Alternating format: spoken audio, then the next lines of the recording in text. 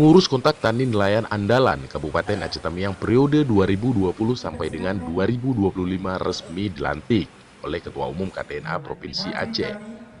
Selain itu, kegiatan pelantikan tersebut juga disaksikan langsung oleh Wakil Bupati Aceh Tamiang, Tengku Insyafudin, bersama pejabat Forkopimda di tribun kantor Bupati Kabupaten Aceh Tamiang.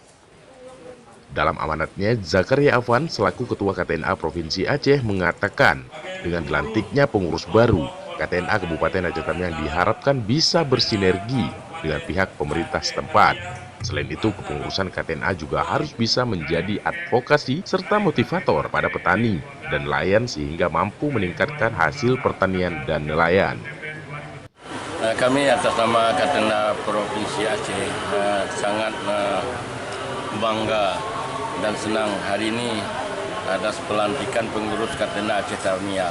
Aceh Tamiang adalah merupakan pintu gerbangnya Aceh lewat dari Sumatera Utara. Maka kita lihat di Kabupaten Tamiang ini, walaupun daerah pemekaran dari Kabupaten Aceh Timur tapi kita lihat perkembangan luar biasa. Semua potensi sumber daya alam itu ada.